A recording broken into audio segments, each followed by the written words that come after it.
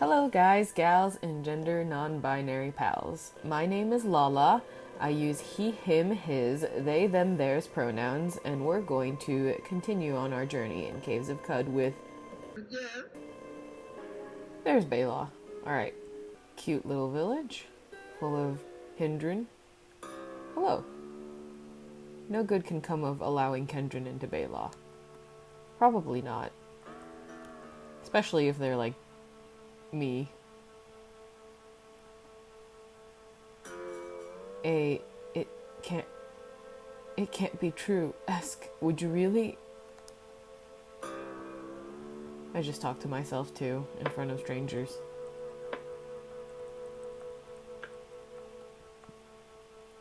Hindriar Ke. Live and drink, Kendrin. I am Hindriar Ke. Welcome to Bey Lah. It's nearly unprecedented for one such as you to pass by our scouts unaccosted, but these are unprecedented circumstances. I have a task for you. Are you interested? Yes, go on. Good. We Hindran are a close-knit and staid people, and our safety depends on our solidarity. In order to preserve our safety and culture, we ask that any of our number who leave us never come back. Recently, one of our exile took the treasure of our village, a bracelet named Kindrish, with her when she left. None of our number can leave to get it back, or it will be a violation of the values that I have guarded and the Hindriarchs before me for countless generations. Will you help us recover our treasure? We have a small cache of valuables we can offer as a reward. Alright, I'll find your treasure. Excellent. I will do my best to reward you to your satisfaction. Though her name is sand in my mouth, the exile who stole Kindrish is called Eskind. She left a few weeks ago and took her sister and brother with her. I don't know where she's gone, but Warden Neelahind might, as they were close friends as children.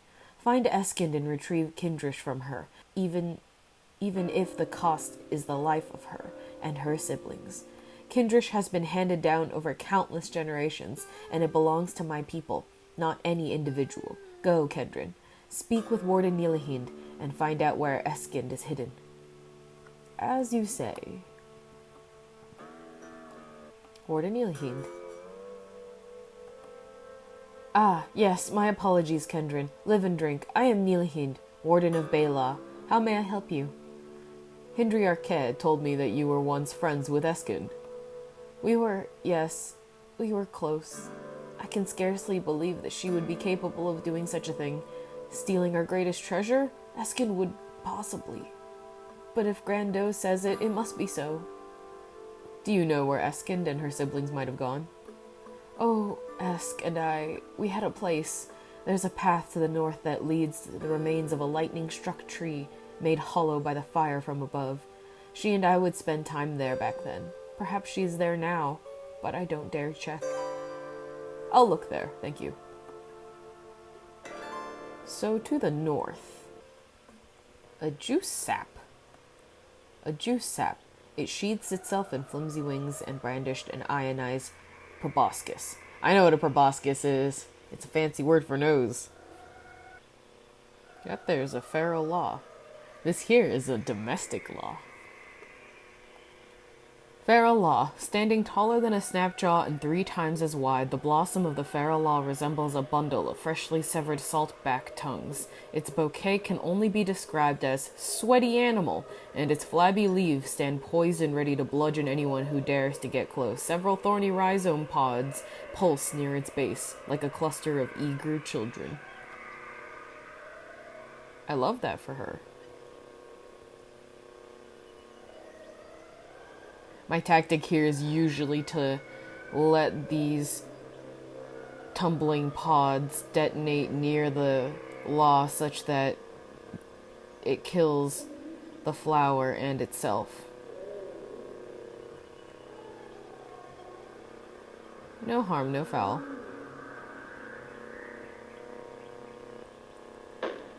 Ow!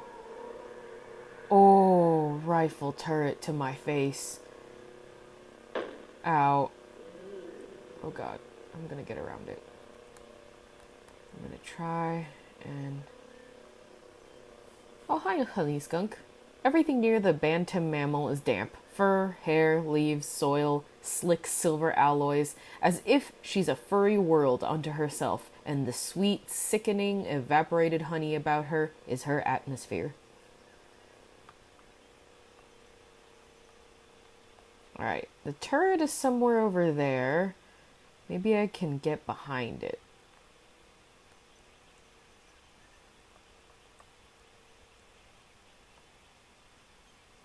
Hello there.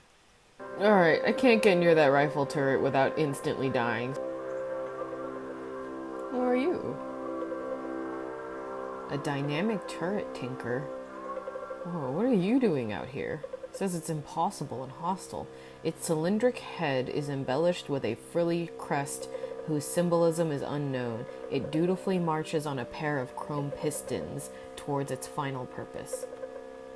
What is it doing out here? And what is that chrome door? Security door. A sliding metal plate impressed with the mold of a key card. Well, it's kind of a door standing in nowhere. Oh, there he goes. Oh, what is that? Wet urchin belcher. Urchins stick to the scum-slick tissue of a cavernous mouth, while soft rayed fins drag the mammoth fish body across the ground. It's also impossible. What are these guys doing out here? I feel like it's time to run.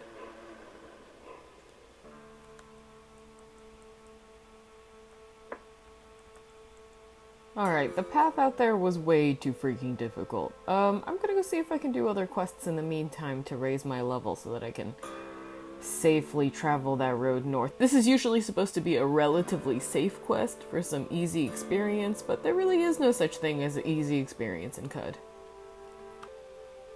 I'm gonna go visit some historical sites first, because those will give me experience just as I'm coming in, so let's do that. Nobody. The Caves of CUD music.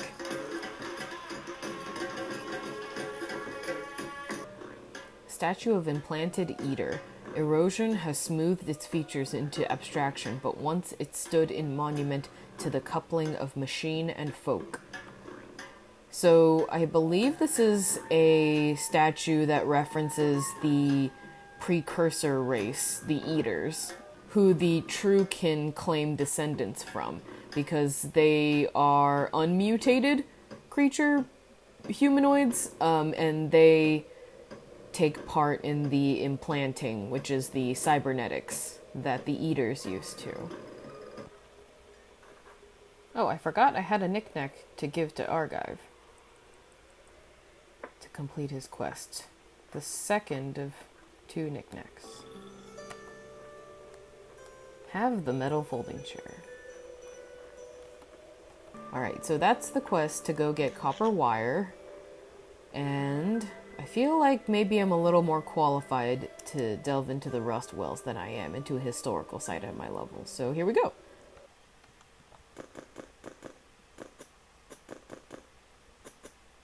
Ow, that brute put up a good fight. I will take pleasure in eating his left arm.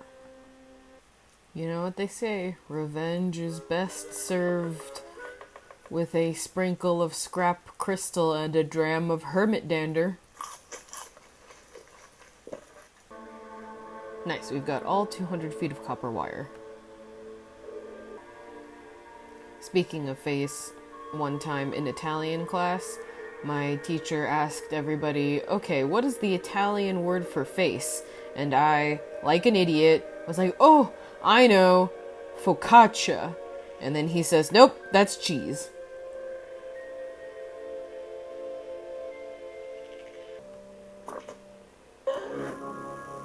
Oh my god, that was a close one.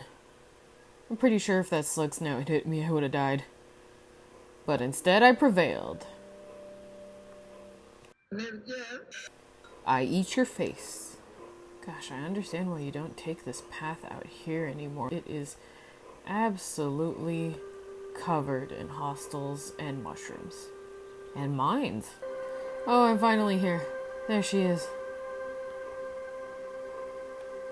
Eskind. Hold there. Who are you? What do you want? The sixth, Hindriar Keh sent me. Keh? I'm shocked that she even deigned to speak my name. I am a pariah now, beneath discussion. Does she demand remuneration for the scant supplies I stole? She says you stole Kindrish, the village treasure. Is that her angle? To claim that I stole Kindrish? Her influence must be waning more than I even knew. What are you saying? What do you imagine I'm saying? The aging, ineffectual leader of a village in isolation. A system that strives to forget anyone who sees the outside, no matter how much its inhabitants strive for a better tomorrow. Bey Lah's isolationism provides ideal patsies for any crime the Hindriarch chooses to commit. You think Keh stole the treasure? Aye, you Kendrin are just as thick as the elders. I'd hoped otherwise. Yes, I am suggesting that old Grando is trying to fool you, and the village as well.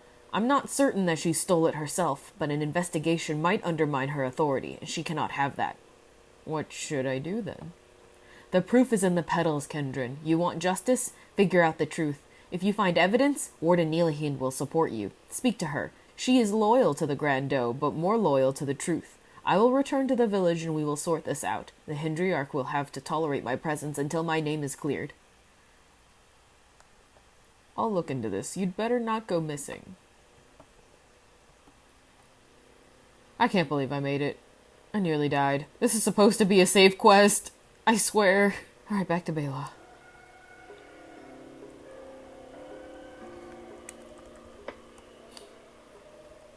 There she is. Hindriarch Keh. Why is an exile standing in my village? Are you trying to play me for a fool? Eskind claims to be wrongly accused. Eskind claims to be wrongfully accused and you believed her? Why must all Kendrin be fools? She's lying to you, outsider. There's no proof of that.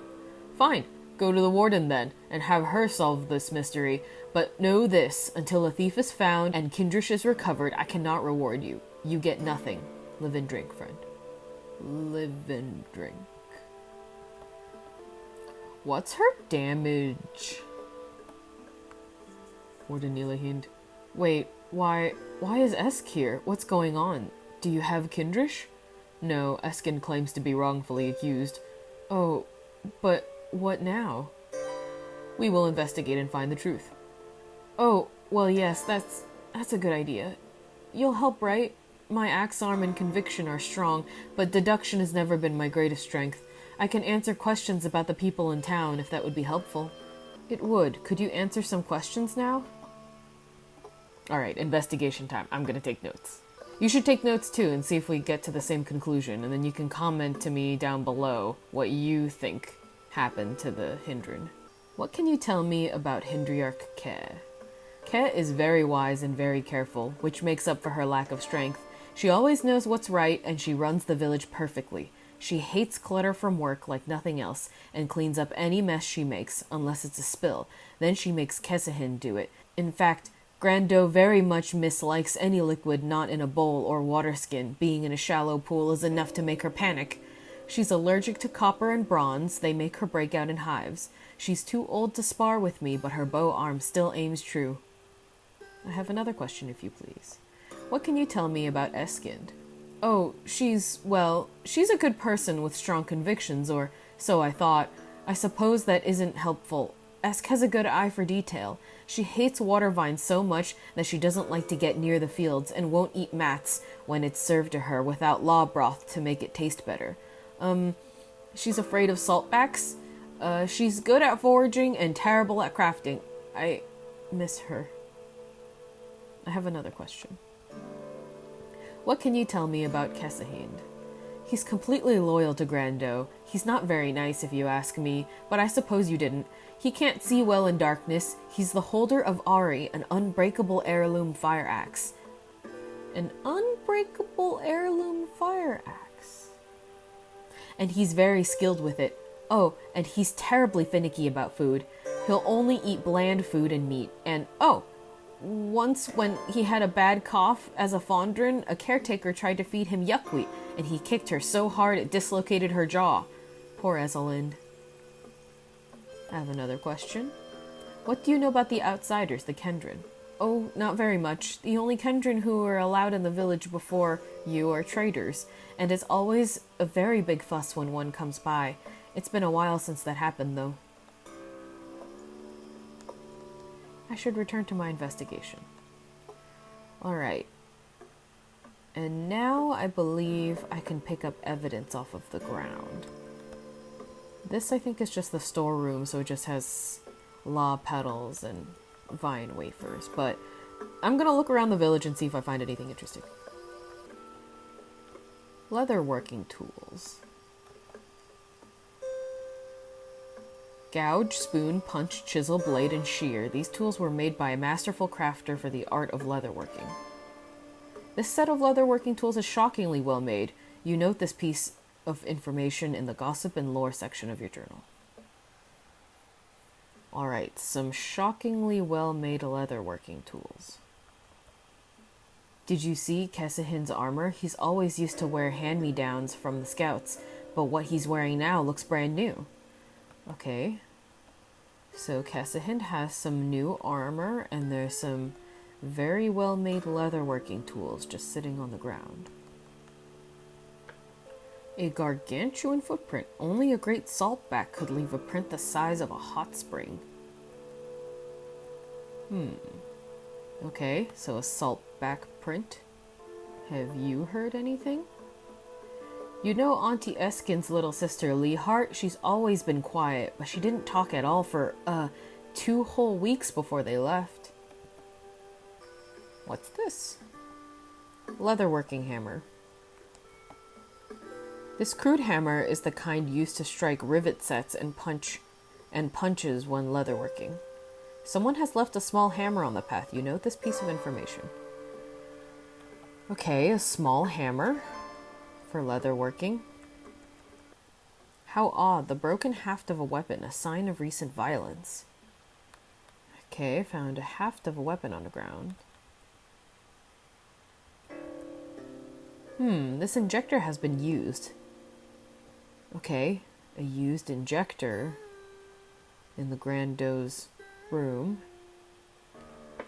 Let's look at everyone. Mayahind.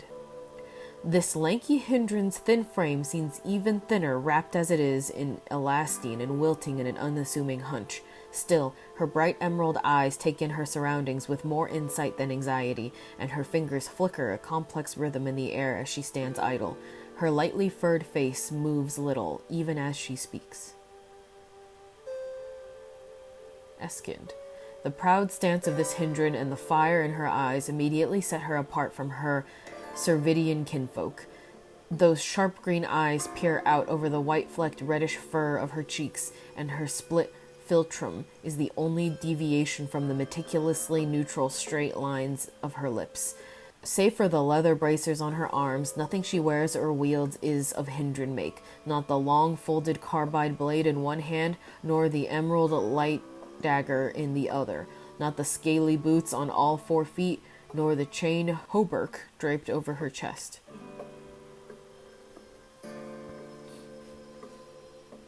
Hindriarch Keh. Though time has wizened and weakened the elder of Bey Lah, still her gaze and voice are as strong as any Hindran in the hidden village. Stronger, in truth, for hers is the final word on any matter pertaining to her people. In the name of tradition, she is Hindriarch. On the lips of her children, she is Grando. To all villagers of Bey Lah, she is law.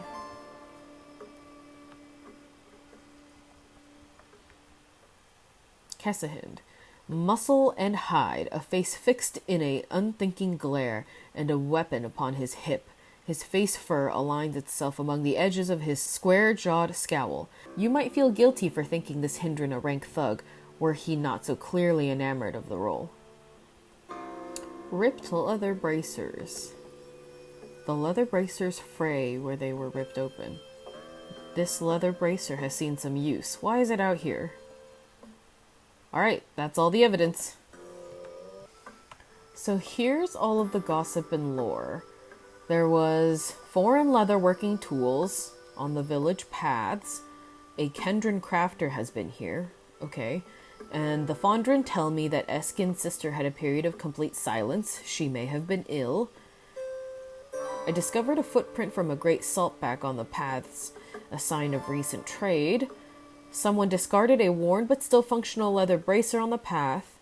There was a small leather working hammer on the path, also another sign of recent craft.